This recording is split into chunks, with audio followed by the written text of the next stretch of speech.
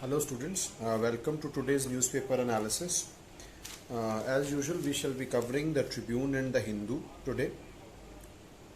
Tribune के first page के ऊपर और हिंदू के पेज नंबर 9 के ऊपर ये कॉमन न्यूज़ है। Nepal redraws map and president signs bill.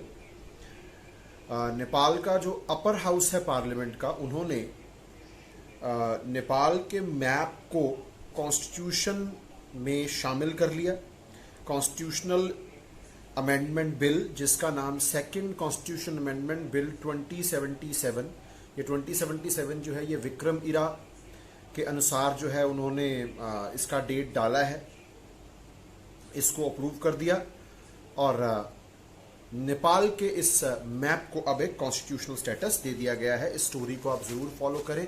SKI brain train के ऊपर इंडिया नेपाल बाउंड्री इशू को आप देखेंगे तो आपको ये बात समझ लग जाएगी।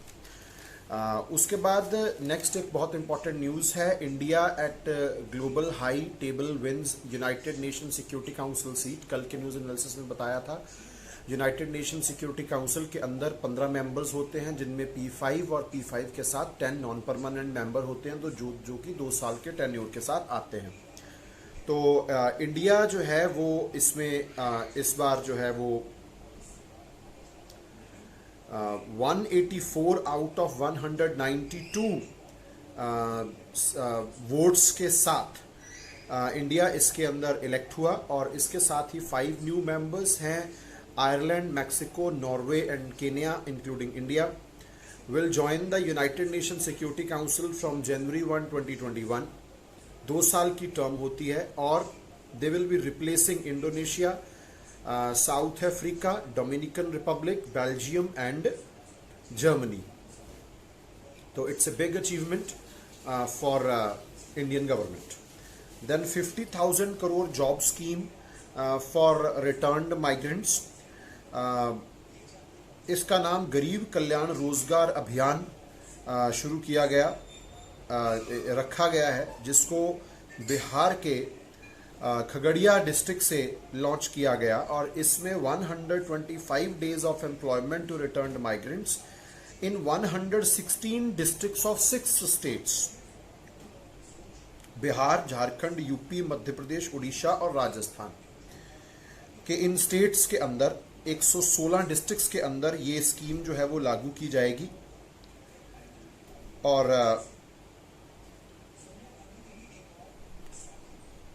निर्मला सीतारमन जी ने कहा, the government has mapped the skill sets of migrants. Nearly 3/4 of the surveyed migrants are skilled and they will be offered jobs in construction work, laying of fiber optic cables and horticulture activities. और cut off is a minimum of 25,000 workers पर district.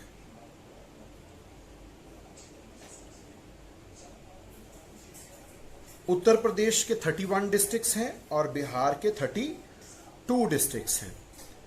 तो इसके लिए जो है वो 50,000 crore rupees का corpus रखा गया। It's a good development. Scheme का नाम आपको पता होना चाहिए। Then business activity approaching pre covid levels, ये प्रधानमंत्री का कहना है। लेकिन इसी दौरान फिच, जो कि यूएस बेस्ड रेटिंग संस्था है, रेटिंग का मतलब मैंने आपको बताया था कि ये एक मेथड है इन रेटिंग फर्म्स का, इन्वेस्टर्स को ये बताने के लिए कि आपके द्वारा लगाया गया पैसा इस कंट्री में से वापस आएगा, नहीं आएगा, कब आएगा, कैसे आएगा, घटकर आएगा, बढ़कर आएगा। तो इन्वेस्टर के कॉन्फिडेंस और मूड को डिसाइड करती हैं ये रेटिंग्स। तो पहले जो फिच का इंडिया का रेटिंग था, that was in stable category, now it is in negative category. और ग्रोथ जो है वो 5% श्रिंक होने की बात जो है वो फिच ने की है। पेज नंबर 2 के ऊपर, Patiala born doctor commissioned as captain in US army. आपको नाम पता होना चाहिए, डॉक्टर करमिंदर सिंह। तो he will be joining the US army. तो आपको इनका नेम जो है वो पता होना चाहिए। तो ओपिनियन वाले पेज के ऊपर एक आर्टिकल है, it's psychological warfare. you must know the meaning of this term psychological warfare. Psychological warfare का मतलब होता है to confuse, deceive, intimidate the army of the other nation, the security forces of the other nations, so as to gain advantage without firing shot or with small skirmishes, as happened on Galwan Valley, in which 20 of our soldiers were martyred, and many casualties happened to the Chinese army. And now the reports are coming that they surveyed the entire area using drones. They knew the strength of the Indian contingent and they bolstered their strength. And whole of the operation, the attack on Indian contingent in Galwan Valley was well planned. They gathered water in Galwan river and released it at great pace when Indian contingent was trying to go through the Galwan river to the other end. So it was a well planned attack. This is what our Foreign Minister Mr. S. Jaishankar has conveyed to his Chinese counterpart as well. So keep an eye on this news. Then opinion page number 7, a very important article, capitalize on high altitude air operations. 1962 war में भी हमारे पास superior air operation capabilities थी, high altitude capabilities थी. Hunters और कैनबराज नाम के 2 aircrafts का नाम है, लेकिन उसको यूज नहीं किया गया. तो इस आर्टिकल के अंदर आपको एक तो चाइना और रशिया के बीच में मंचूरियन उसूरी रिवर 1969 का इंसिडेंट, जिसमें इसी तरह से कमांडिंग ऑफिसर के ऊपर हमला किया था, वो आपको पता चलेगा. फिर कॉलम नंबर 2 के अंदर आपको कुछ इंपॉर्टेंट एयरफील्ड्स. गलवान वैली जो है वो अप्रॉक्सीमेटली 15,000 फीट अबव मीन सी लेवल है, और लेह और थोएसे ये हमारी एयरफील्ड्स हैं इस इलाके में, जो कि 11,000 10,000 फीट अबव मीन सी लेवल पर हैं, और दौलत बेग ओल्डी जो 16,614 फीट के ऊपर है. तो ये 3 लोकेशंस आपको पता होनी चाहिए. उसके बाद कॉलम नंबर 2 के अंदर S-400, ये एक मिसाइल सिस्टम है जो हमने रिसेंटली रशिया से परचेज किया. और third terminal high altitude area defence system, ये एक अमेरिकन एयर डिफेंस सिस्टम है. जो थर्ड सिस्टम है, ये इनकमिंग मिसाइल्स को शूट डाउन करने के लिए, ये short range, medium range, intermediate range ballistic missiles को शूट कर सकता है. तो इसीलिए ये जो है एक अच्छा हाई ऑल्टीट्यूड वॉरफेयर सिस्टम जो है ये माना जाता है. थर्ड, उसके बाद आपको इसी के अंदर मिराज और सुखोई 30 का रेफरेंस मिलेगा. और प्रिसीजन गाइडेड म्यूनिशन, मतलब कि आप कह सकते हैं कि गाइडेड वेपन से लैस ये हमारे एयरक्राफ्ट्स हैं, तो ये इनका हम इस्तेमाल कर सकते हैं. और इसी तरह हाई ऑल्टीट्यूड एयर रेंजेस जो कि काटसो, कारगिल और तोशी मैदान में हैं, इनके नेम्स आपको मिल जाएंगे, नोट कर लीजिएगा, वेरी इंपॉर्टेंट. और हिमालयन ब्लंडर एक शब्द मिलेगा, 1962 वॉर के साथ जोड़ा जाता है. ऐसे शब्दों का आप एक ना कलेक्शन बना लिया कीजिए, वेरी इंपॉर्टेंट.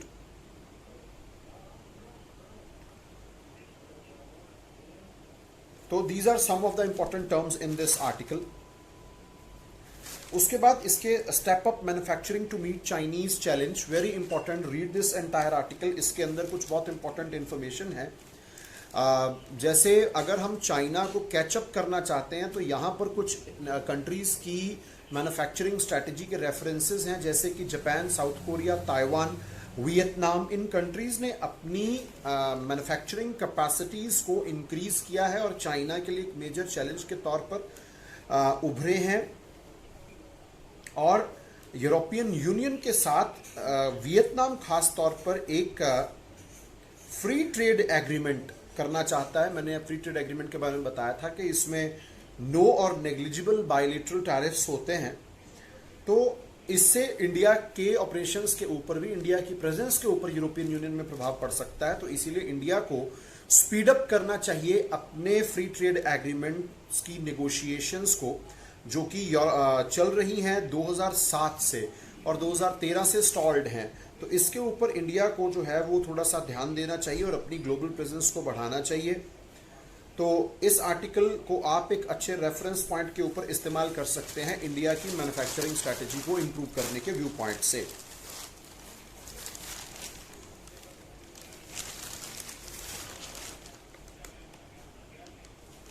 उसके बाद Trump signs bill to punish China on Uighur crackdown. ये उइगार्स जो है ये आप एक जिनजियांग रीजन में चाइना के ये एक मुस्लिम एथनिक माइनॉरिटी है, आप इसको कह सकते हैं। और डोनाल्ड ट्रंप ने recently the Uighur human rights policy act 2020 को साइन किया और चाइना ने इसको बहुत ज़्यादा स्ट्रांगली ऑब्जेक्ट किया। और इसमें यह कहा गया है कि सिस्टमेटिक यूज ऑफ इंडोक्ट्रिनेशन, डॉक्ट्रिनेशन का मतलब होता है अपने धर्म से हिलाने की कोशिश, फोर्स्ड लेबर, इनके ऊपर सर्वेलेंस की जाती है और इनको इरेडिकेट करने की कोशिश जो है वो की गई है। और उइगार्स मुस्लिम्स जो हैं इनके ऊपर रेगुलरली जो है वो दुनिया भर के ह्यूमन राइट्स मंचों के ऊपर ये बात होती है। और इस रीजन को जिनजियांग उइगार ऑटोनॉमस रीजन कहते हैं। 1 मिलियन उइगार्स ऑलमोस्ट यहाँ पर रहते हैं। ये तर्किक मुस्लिम ओरिजिन के लोग हैं और इनके खिलाफ हमेशा चाइनीज मलिशियस अटैक्स की बातें जो है वो होती रहती हैं। और हांगकांग ड्राफ्ट का भी यहाँ पर रेफरेंस है, ये मैंने आपको कल के न्यूज़ एनालिसिस में बताया था, वहाँ से आप सुन सकते हैं।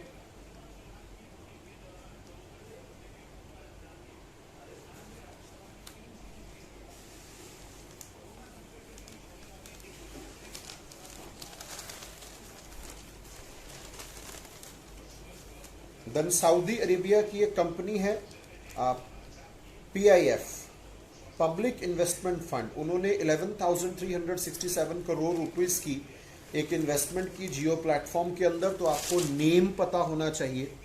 उसके बाद Indian economy to contract by 4% says Asian Development Bank. इनकी एक रिपोर्ट पब्लिश हुई है एशियन डेवलपमेंट आउटलुक, और उन्होंने कहा है कि countries in developing Asia will बेयरली grow in 2020, कारण वही कोविड है। चाइना 1.8% इन 2020 और 6.1% का डिक्लाइन बताया है चाइना की इकोनॉमी के अंदर। और इंडियन इकोनॉमी की जो कॉन्ट्रैक्शन है वो 4% जो है वो इन्होंने बताई है, before rebounding by 5% in financial year 2021। This is what ADB is projecting about Indian economy. तो as far as ADB is concerned, मैंने पिछले न्यूज़ एनालिसिस के अंदर भी बताया था 1966 में ये संस्था बनी, 68 इनके अंदर मेंबर कंट्रीज हैं इनके साथ जुड़ी हुई, और मेट्रो मनीला फिलीपींस में इनका हेडक्वार्टर है। You must know what these international organisations are and what do they do. तो थोड़ा बैकग्राउंड इंफॉर्मेशन इनका बना लिया कीजिए। Then we come to the Hindu. तो हिंदू के पेज नंबर 1 पर days after clash China frees 10 soldiers. तो ये सोल्जर्स जो हैं ये जो हैं वो उनको अगवा कर लिया गया था, इनको अबडक्ट कर लिया गया था, और कांस्टेंट इंडियन डिप्लोमेटिक प्रेशर के कारण इनको अब चाइना ने रिलीज कर दिया। Keep following this story and then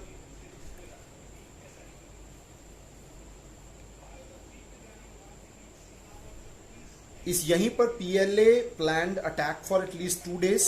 peoples Liberation Army, जो कि चाइना की आर्मी को कहा जाता है, उन्होंने कहा कि ये पूरा वेल प्लान्ड अप्रोच था। This is what Indian government is saying.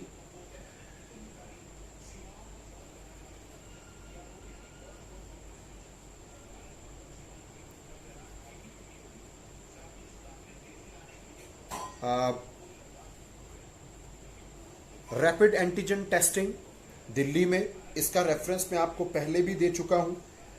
ये एक साउथ कोरियन कंपनी द्वारा बनाई गई टेस्ट किट है, स्टैंडर्ड क्यू कोविड-19 एंटीजन डिटेक्शन टेस्ट।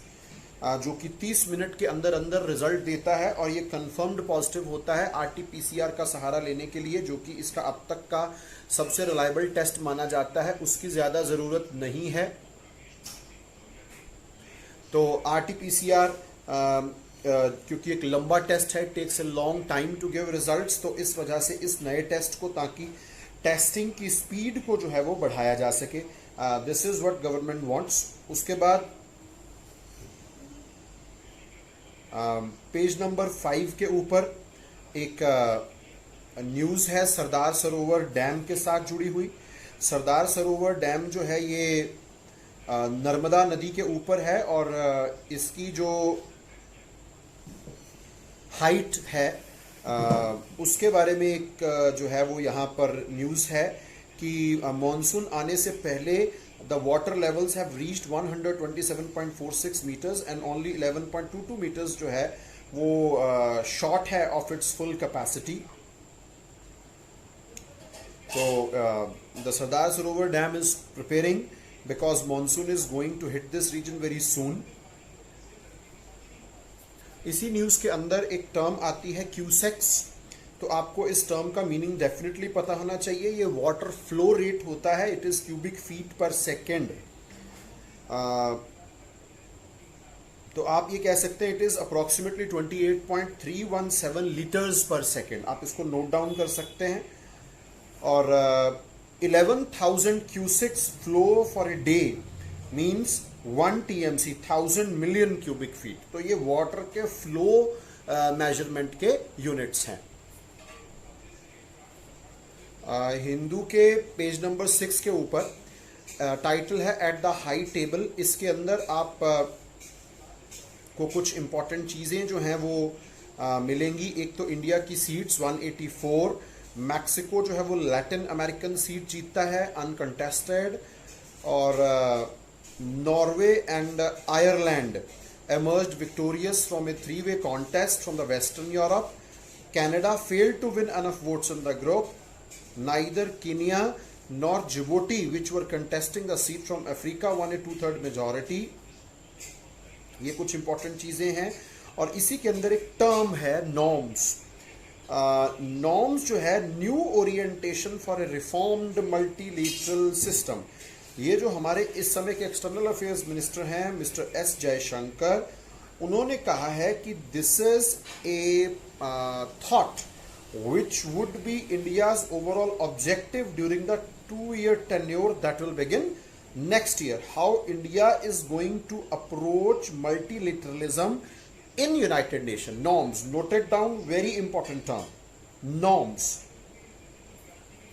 इसी तरह पेज नंबर 9 के ऊपर railways to terminate ₹471 crore contract of the Chinese firms. तो dedicated freight corridor corporation of India limited जो कि डेडिकेटेड मालवाहक कॉरिडोर्स को बनाता है अंडर द रेलवे मिनिस्ट्री, उन्होंने कहा कि एक 471 करोड़ रुपीस का सिग्नलिंग कॉन्ट्रैक्ट एक चाइनीज फर्म को दिया गया था। तो we are going to terminate that particular process. और इसी तरह MTNL और BSNL को भी ये कहा गया था DOT द्वारा कि आप चाइनीज फर्म्स द्वारा बनाए गए इंस्ट्रूमेंट्स का यूज 4G अपग्रेड में ना करें। ये जो सिग्नलिंग कॉन्ट्रैक्ट था 417 किलोमीटर का सेक्शन था from Kanpur to Mughal Sarai on the eastern dedicated freight corridor project which was awarded to Beijing National Railway Research and Design Institute of Signal and Communication Group in 2016। तो आप इसको नोट डाउन कर लीजिएगा, very important development.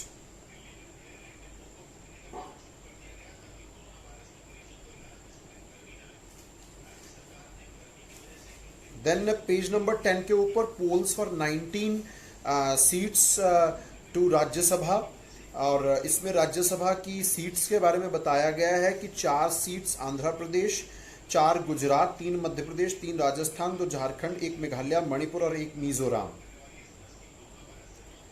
और NDA जो BJP का गठबंधन दल है उसके 90 मेंबर्स हैं अपर हाउस में, which include 75 MPs from BJP. और यहीं पर एक रेफरेंस मिलता है, एमएलएज हॉस्पिटलाइज्ड फ्रॉम कोविड-19 are allowed to vote using postal ballot. तो इसके अंदर दो चीजें जानने वाली हैं। पहली बात, राज्यसभा के जो चुनाव हैं वो किस तरह से होते हैं। राज्यसभा का चुनाव एक इनडायरेक्ट इलेक्शन होता है जिसमें हम लोग पार्टिसिपेट नहीं करते हैं, कॉमन मैन डजंट पार्टिसिपेट। हमारे चोजन रिप्रेजेंटेटिव्स जो कि विधानसभा, विधान परिषद मतलब स्टेट असेंबलीज के अंदर जो बैठते हैं वो पार्टिसिपेट करते हैं राज्यसभा के इलेक्शंस में, और असेंबलीज में से, स्टेट असेंबली में से चुनकर लोगों को राज्यसभा में भेजा जाता है। और इलेक्शन कमीशन ने इस बार इसमें पोस्टल बैलेट अलाउ किया है। पोस्टल बैलेट का मतलब होता है कि आप पोस्ट के थ्रू जो है वो भेज सकते हैं अपना फिल्ड बैलेट पेपर जिसमें आपने अपनी चॉइस मार्क की है। जो पोस्टल बैलेट है ये कुछ खास सर्कमस्टांसेस में ही लोगों को अलाउ किया जाता है, जैसे आर्मी पर्सोनल्स हैं, उनकी वाइफ्स हैं, president of India, vice president of India, some special category of voters, they can vote through postal ballot.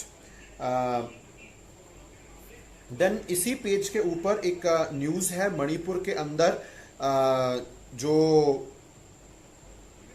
Government है उसके अंदर कुछ एमएलएस के छोड़कर जाने की बातें आ रही हैं, और कांग्रेस जो है यहां 60 मेंबर्स की असेंबली में नो कॉन्फिडेंस मोशन लेकर आना चाहती है against the ministry led by chief minister Nongthombam Biren. तो इसके अंदर जो जानने वाली चीज है वो ये है कि एक तो पहली बात, हमारे यहाँ पर गवर्नमेंट्स हमेशा मेजॉरिटी के ऊपर बेस्ड होती हैं।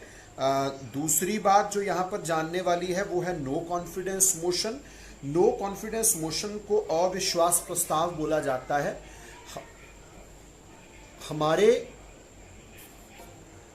कॉन्स्टिट्यूशन के अनुसार कोई भी गवर्नमेंट तब तक ऑफिस में रह सकती है जब तक उनके पास मेजॉरिटी है।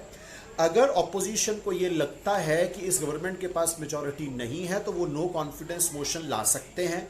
नो कॉन्फिडेंस मोशन लाने के लिए किसी रीजन को बताने की जरूरत नहीं होती। This is what M Laxmikanth says in his book Indian polity. तो नो कॉन्फिडेंस मोशन के ऊपर वोटिंग होती है। अगर इस वोटिंग के दौरान ये साबित हो जाए कि गवर्नमेंट के पास मेजॉरिटी नहीं है तो गवर्नमेंट को रिजाइन करना पड़ता है, अविश्वास प्रस्ताव। This is no confidence motion. इसके बारे में आपको इंडियन पॉलिटी के पार्लियामेंट के चैप्टर के अंदर पूरी तरह से पढ़ना चाहिए, पता होना चाहिए। Very important question.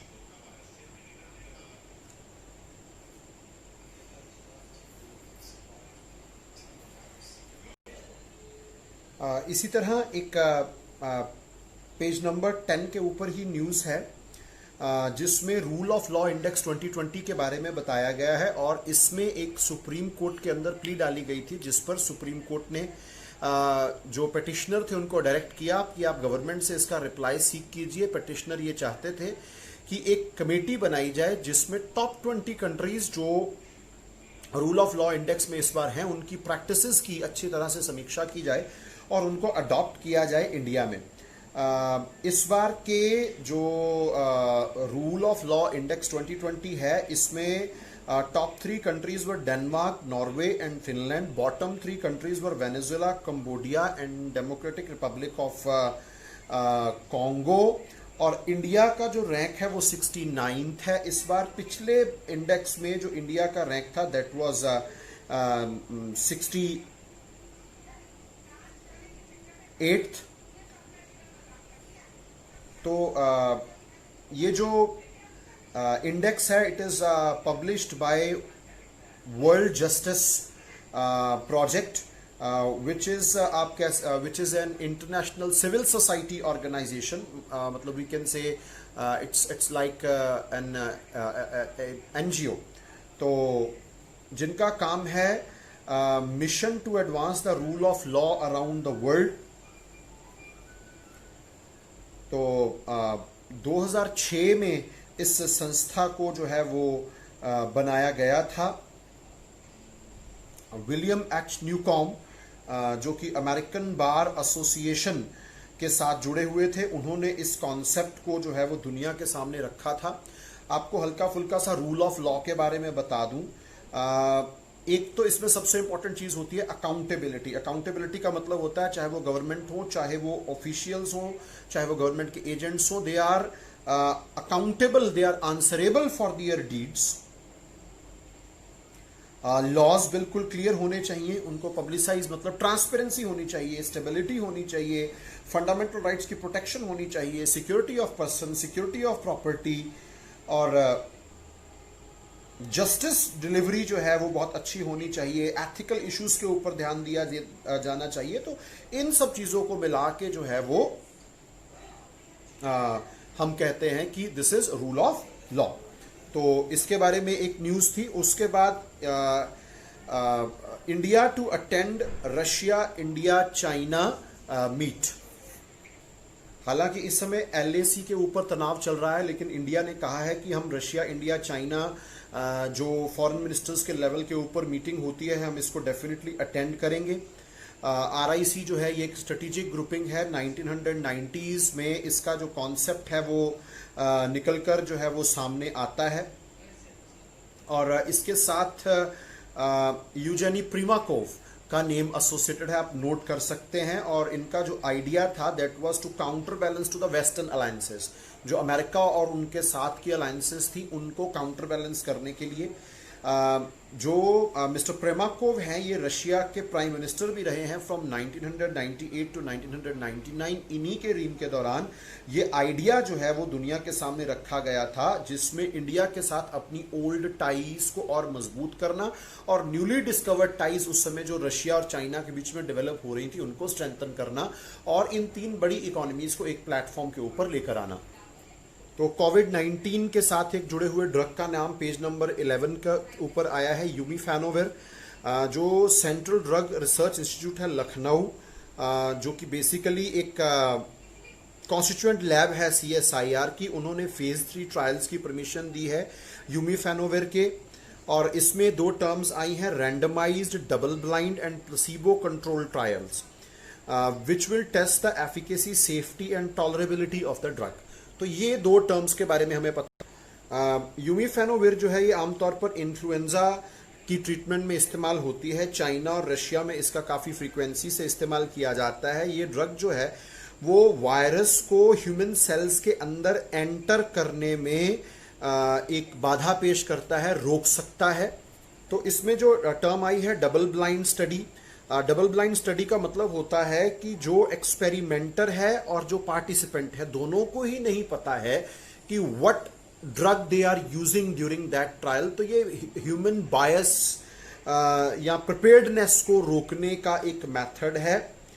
और दूसरा जो है इसके अंदर प्लेसिबो कंट्रोल। प्लेसिबो का मतलब होता है एक नकली गोली, एक कंट्रोल ग्रुप बनाया जाता है जिनको नकली गोली दी जाती है, एक टेस्ट ग्रुप होता है जिसको एक्चुअल मेडिसिन दी जाती है, और फिर दोनों की बॉडी के अंदर जो चेंजेस हुए हैं वहां से हमें उस ड्रग के एक्शन के बारे में पता चलता है। ये दो स्टैंडर्ड प्रोसीजर्स हैं ड्रग को टेस्ट करने के लिए। उसके बाद पेज नंबर 11 के ऊपर mobile lab to improve access to testing. Union health ministry ने कोविड-19 टेस्टिंग के लिए I lab, infectious disease diagnostic lab which is a mobile facility, India की पहली मोबाइल फैसिलिटी जो कि 25 RT-PCR टेस्ट पर डे कर सकती है, और 300 ELISA is enzyme linked immunosorbent assay, viral infections और HIV के टेस्ट में ये यूज होता है। साथ में ये TB HIV के टेस्ट भी इस लैब के अंदर परफॉर्म किए जा सकते हैं। तो ये रीच बढ़ाना चाहते हैं।